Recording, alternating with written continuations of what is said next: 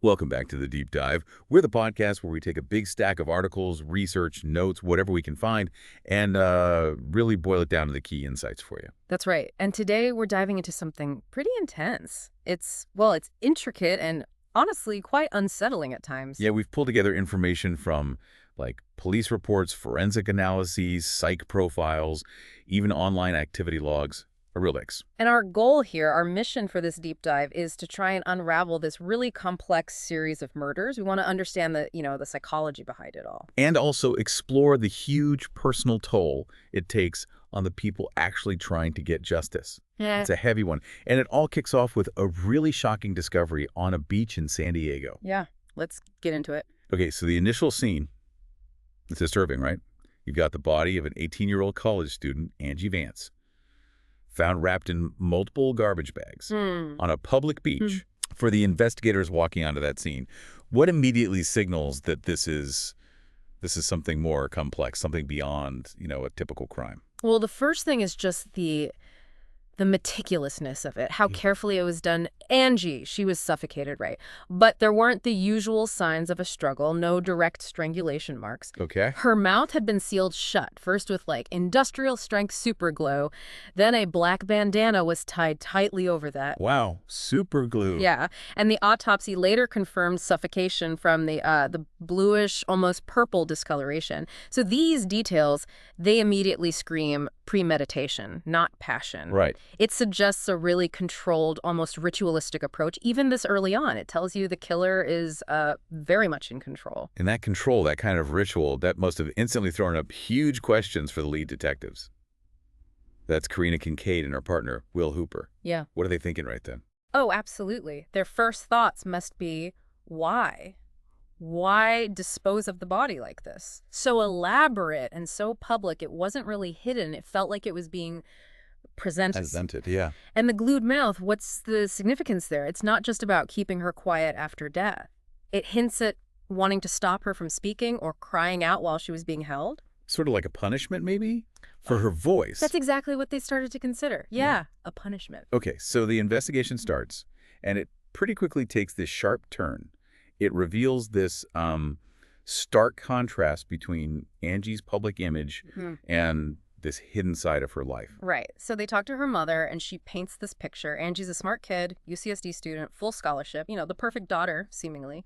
But then they find her online journal, anonymous. And this is where it gets really interesting. Yeah. The journal, it was called myjournal.iloverealmen.com, and it was incredibly explicit. How explicit? The avatar itself was a close-up of a nipple. That kind of sets the tone.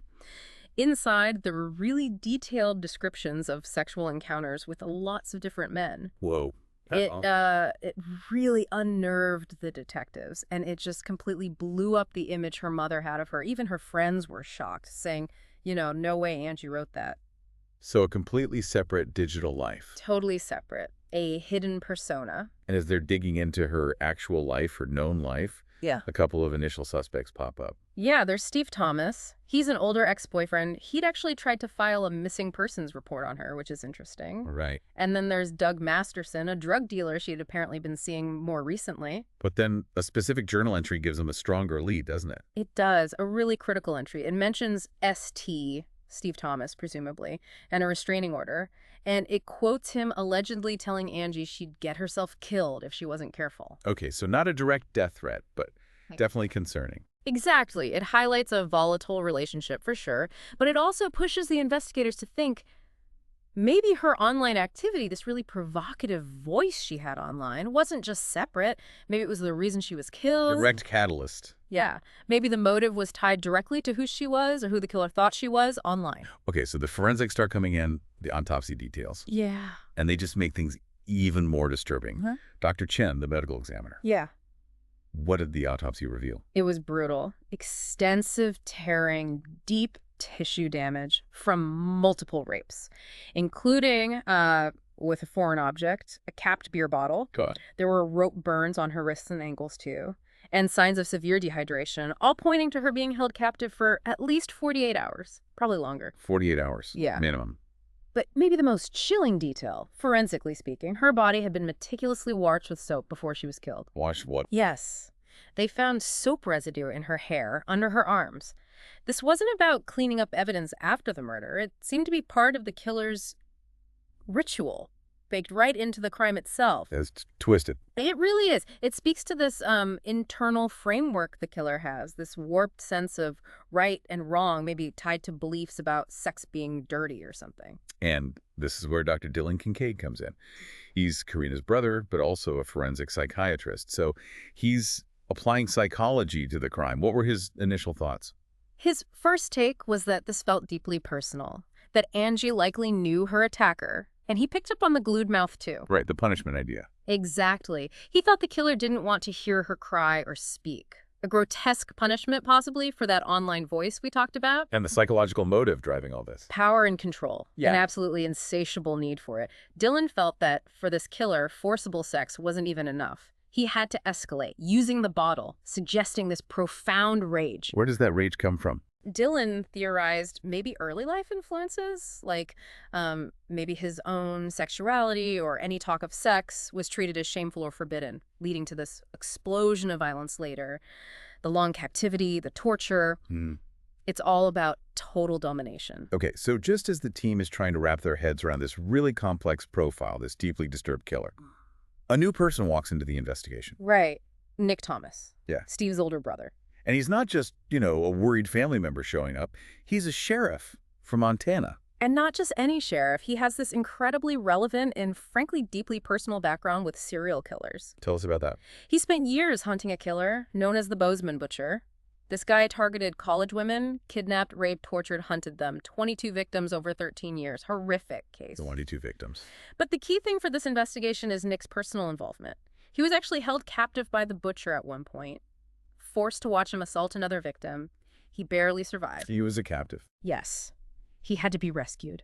Left him with serious scars, physical and emotional. So his understanding of these kinds of minds, the meticulous planning, the rituals, it's not just academic, it's visceral. It gives him this unique lens on Angie's murder. And his first impressions, they lined up with Dr. Kincaid's profile. Pretty closely, yeah. He immediately felt it was premeditated, cold, not a crime of passion. He sensed the killer enjoyed it. Enjoyed the act itself. Yes, but he also brought a practical perspective. Right. He pointed out the body washing, while maybe ritualistic for the killer, was also likely about removing forensic evidence. It showed awareness. So ritual and practicality. Exactly, which points to someone both deeply disturbed and cunning. And when you combine Nick's insights, the experienced sheriff who's lived this horror, with Dylan's psychiatric profile, it starts to paint this really specific and frankly disturbing picture.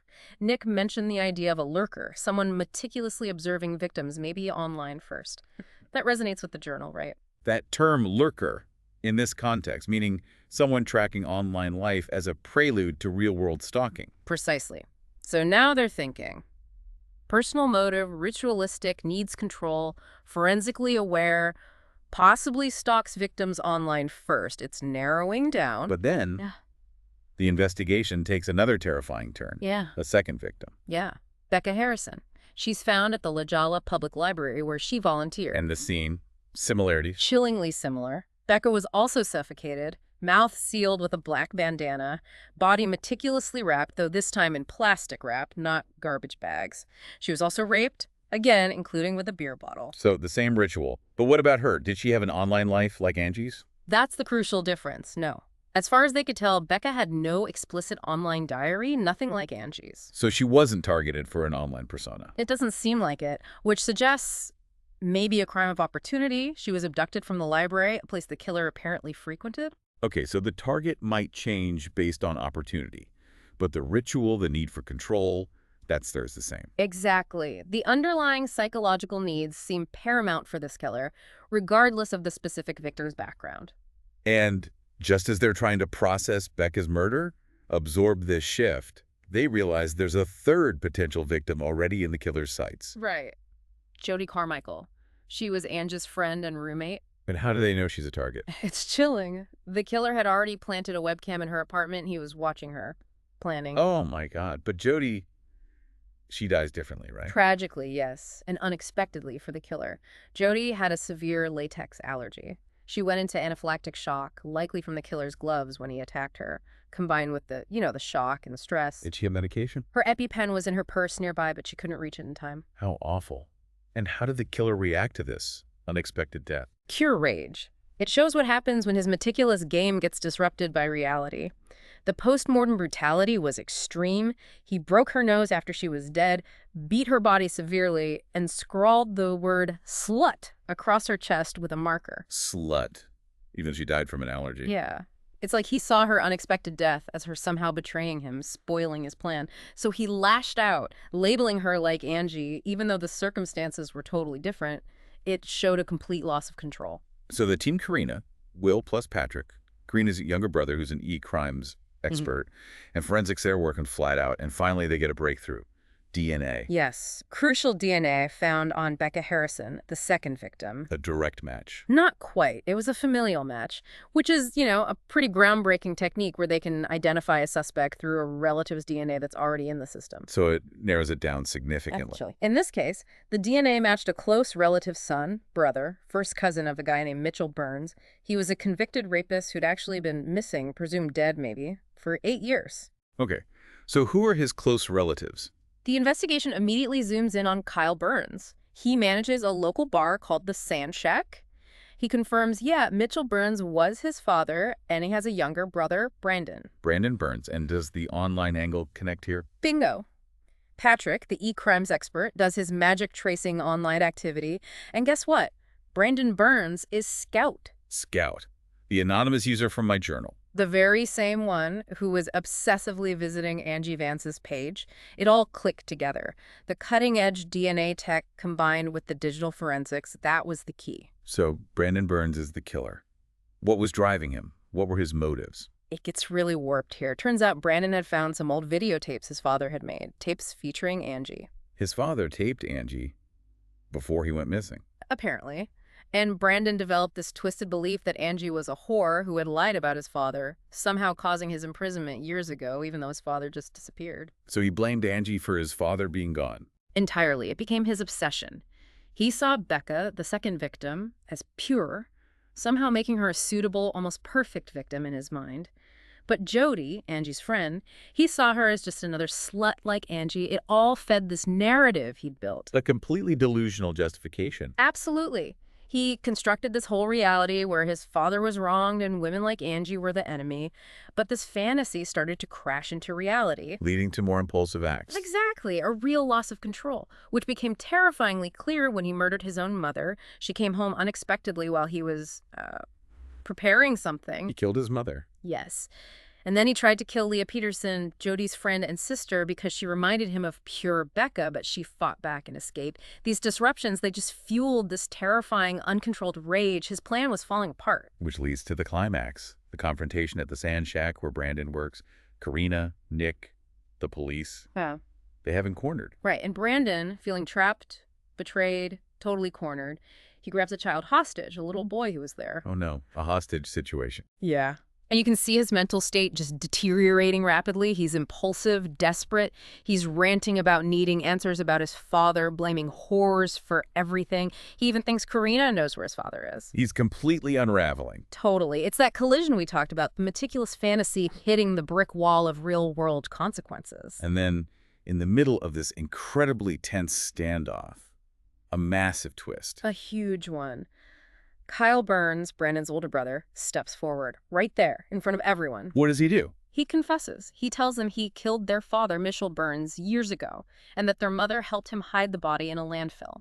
Kyle killed the father, not Angie. Kyle killed him. Mm-hmm. The entire foundation of Brandon's motive, his whole twisted justification for the murders, his view of his father as a victim, his mother as complicit in hiding him, it all just vaporizes in that instant. That must have just shattered him. Completely. For a killer who built his entire identity around this specific narrative, the truth hitting him like that, it causes this moment of profound psychological shock. He physically recoils. Ready an opening. A crucial one. That distraction, that momentary breakdown, gives Carina the chance she needs. She moves in, rescues the child, and they finally apprehend Brandon.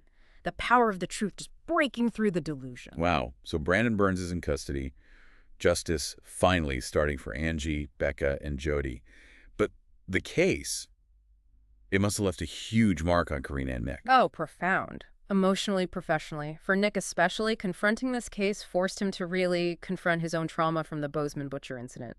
Being held captive, witnessing that assault, Mm, sharing that openly with Carina, allowing himself to be vulnerable, it was a huge step towards healing for him, yeah. accepting his past, finding a way forward. And Carina, she had her own past trauma too, right? With her nephew Justin disappearing. Exactly. And working so hard to bring justice for these victims, facing down this darkness, it seemed to help her process some of her own pain, her own lingering guilt about Justin.